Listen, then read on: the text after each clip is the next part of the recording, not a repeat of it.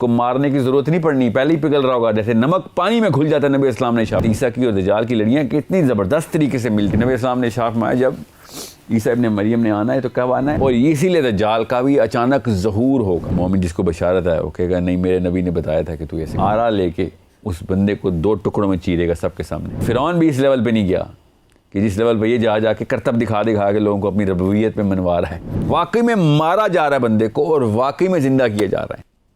इसको मारने की जरूरत नहीं पड़नी, पहले ही पिघल रहा होगा, जैसे नमक पानी में घुल जाता है। नबी इस्लाम ने शाह फरमाया। हदीस इतनी क्लियर वाज़ेह हदीस है कि नमक पानी में घुलता है, इस तरीके से ये पिघलेगा, मतलब मर ही जाएगा, बस ख़त्म हो जाएगा। जैसे ही ईसा को देखेगा तहलील हो जाएगा। और किस बात पे तहलील होगा? खाली देखने पे, देखने में इतना असर। नबी इस्लाम ने कहा कि ईसा की सांस जहाँ जहाँ तक पहुँचेगी वहाँ पे इसका खात्मा हो रहा होगा। ये इधर की नहीं, किसी और जहान की बात है। उस जहान में ये बातें नॉर्मल हैं, यहाँ पे ये बातें नॉर्मल नहीं है। ये उन्हीं ट्रैक्स के ऊपर सेटल और एस्टेब्लिश कर चुके हैं अपने आप को।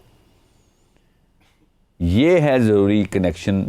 इसलिए मैं आपको अभी तो मैंने एक लड़ी पूरी की है, ईसा की और दज्जाल की लड़ियाँ कितनी ज़बरदस्त तरीके से मिलती हैं कि नबी इस्लाम ने शाफ माया जब ईसा इब्न मरियम ने आना है तो कब आना है, कहाँ पे आना है? दमिश्क की सफ़ेद मस्जिद के ऊपर आना है। दमिश्क के अंदर आसमान से नाजिल होना है ईसा इब्न मरियम ने। ये दोबारा से हज़रत ईसा ने बर्थ नहीं लेनी, हज़रत ईसा ने एज इज़ वापस आ जाना है, तो आसमान से आना है। ये समझने की बात है इधर। तो अगर हज़रत ईसा ने एज इज़ वहाँ से आना है और उनकी मराजियत है उनकी, बिल्कुल हाँ, तौलीद नहीं है, 100% कोई तौलीद नहीं। एक दफ़ा हो चुकी है मरियम से, ठीक है। अब जिस तरीके से आदम नीचे आए हैं ना, इसलिए मैंने पहले प्रोग्राम पूछा था कि क्या ये तस्वीर बनती है हमारी कि आदम कैसे आए थे, ईसा भी वैसे ही नीचे आएंगे। उस वक्त हमें वो रास्ता नज़र नहीं आएगा, मगर ईसा का आना नज़र आएगा, क्योंकि वो रास्ते के दरवाजे का वो दूसरा पलरा हिस्सा हमें नहीं पता उस जहान में किधर है। हमें से दरवाज़ा ही नज़र आएगा। और इसीलिए दज्जाल का भी अचानक ज़हूर होगा। दज्जाल ने ऐसे ही मामला कर देना है जैसे कि हज़रत ईसा ने करना है आके, और हज़रत ईसा की बहरूप में ही वो बैठा गेम खेल रहा होगा सारी। तो हज़रत ईसा जब असल में आएंगे तो सेंस बनती है कि वो 2 नंबर झूठा बहरूपिया असली हज़रत ईसा को देख के पिघलना शुरू हो जाएगा। जिस भी टेक्नोलॉजी से उसने ये काम डाला हुआ है सारा, वो टेक्नोलॉजी अपना असर ख़त्म कर देगी, क्योंकि हज़रत ईसा की सांस की जो हरारत है वो काफ़ी होगी इसकी तहलील के लिए।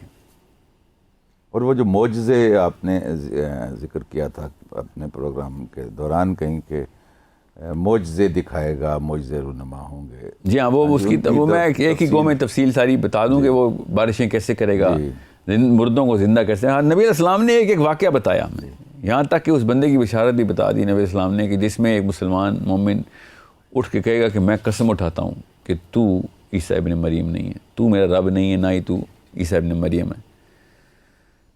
और दज्जाल कहेगा अगर मैं तेरे बाप को ज़िंदा करके, मरे हुए बाप को ज़िंदा करके ले आऊँ तब भी तू नहीं मानेगा। तो लोगों को दिखाने के लिए वो मरे हुए बाप को ज़िंदा करके ले आएगा। तो ये मोमिन जिसको बशारत है वो कहेगा नहीं मेरे नबी ने बताया था कि तू ऐसे करेगा, मैं नहीं मानता, मैं कसम उठाता हूँ कि तू दज्जाल है, तू काज़िब है। और फिर ये आरा लेके उस बंदे को 2 टुकड़ों में चीरेगा सबके सामने, और फिर दोबारा से उसको जोड़ेगा और ज़िंदा करेगा। और फिर लोगों से कहेगा कि आप पता चला है कि मैं तुम्हारा रब हूँ, कैसे मैंने मार के ज़िंदा किया। और फिर उस बंदे को लोग कहेंगे अब बताओ, अब तू मानता है इसको? तो वो कहेगा अब मैं दुगनी कसम उठाता हूँ कि तू दज्जाल नहीं, मेरे नबी ने एग्जैक्ट ये बताया था कि तुम ऐसा करेगा, मगर मुझे नहीं पता कि खुश नसीब मैं होऊंगा कि जिसके बारे में इतनी बड़ी बशारत है। तो ये छोटा मौजज़ा है, मतलब आप सोचें किसी नबी ने ये काम नहीं किया, अल्लाह ताला इस पैराए पे इस सिस्टम को चलवाया ही नहीं। ये इसी की एक तजालियत ही है कि जो इस लेवल के दस्तराजी करेगा ऐसे कैटेगरीज़ के अंदर के इतनी नार्सिसिस्टिक किस्म की इसकी मतलब फ़िरौन भी इस लेवल पे नहीं गया कि जिस लेवल पे ये जा जाके करतब दिखा के लोगों को अपनी रबूबियत पे मनवा रहा है, और वो भी लोगों की जानों के बस। तो ये इस तरह के जो है ना मोजज़ात तो नहीं, इसको बस शोबदाबाजी नहीं, खैर ये शोबदाबाजी तो नहीं है ना, असल में तो ये काम हो रहा है। जी हाँ। ये एक फ़र्क है बस। आम जादूगर आंखों का इल्यूजन क्रिएट करता है नज़रों, ये असल में कर रहा होगा, क्योंकि ये टेक्नोलॉजी कहीं और से आ रही, जो कि हम अगले प्रोग्राम में डिस्कस करेंगे, क्योंकि खाली इसके दौर में नहीं हुई टेक्नोलॉजी, ये बाद में भी ये टेक्नोलॉजी ऐसी ही नज़र आएगी हमें। जो टेक्नोलॉजी यूनिवर्सल टेक्नोलॉजी अल्लाह ताला ने दिया हुआ जो निज़ाम है, जो कि हमें इस दुनिया में अजीब लगता है, किसी और दुनिया में वो नॉर्मल है।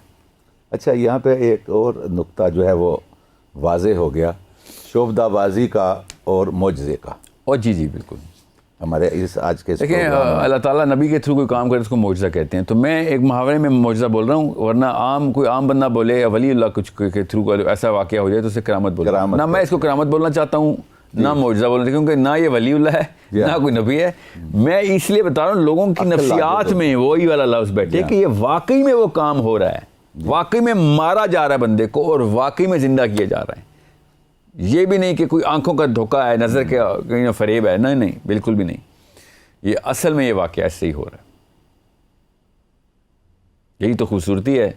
वैसे तो नहीं पूरी दुनिया ताबे आनी, पूरी दुनिया ने उस वक्त साइंस की पता नहीं कौन सी पीक देखनी है, उसके बावजूद वो काम नहीं कर सके, और ये बंदा आके एक गधे पे सवारी करके पूरी दुनिया को ऐसे करके दिखा रहा होगा, तो लोगों ने तो ऐसे ऊपर से वक्त रोक दिया होगा इसने। ठीक है, वक्त रोकने का पीछे क्या मकसद और मसरफ़ है वो डिस्कस करेंगे इंशाल्लाह। मगर ये एक छोटा मोजज़ा है, वो अलग बात है कि इसने क्लेम नहीं लेना कि मैंने वक्त रोक दिया। जैसे चांद शक्ल कमर हुआ था तो नबी सल्लल्लाहु अलैहि वसल्लम ने कहा था ना, देख लो कि चांद फट गया, देख लो कि चांद फट गया। ठीक है, नबी सल्लल्लाहु अलैहि वसल्लम ने ये नहीं कहा कि ये देखो मैं तुम्हें चांद को फाड़ के दिखाता हूँ।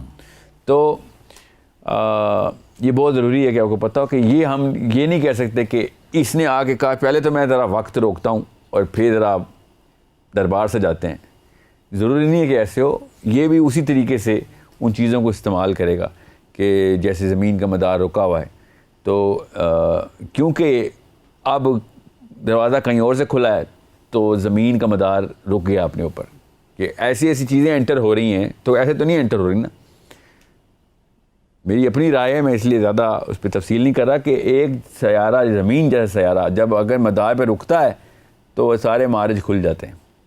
वो अल्लाह ने बंद ही उसकी रोटेशन पे किए हुए कि सिर्फ बाहर की चीज़ें ही अंदर आ सकें, रादर देन के इंसान जो है ना वो आगे पीछे होते रहें।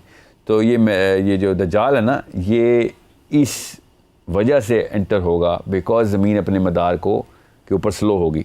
जैसे स्लो होगी उसको वो रास्ते में जो है ना यहाँ से एक्सेस करने में बहुत उसी वक्त आसानी होगी। चलें जी, आप तो चलते हैं। अब तो जो मोशन अगेंस्ट द फोर्स थी वही ख़त्म हो गई है, जो कि मेरी एंटी फोर्स थी।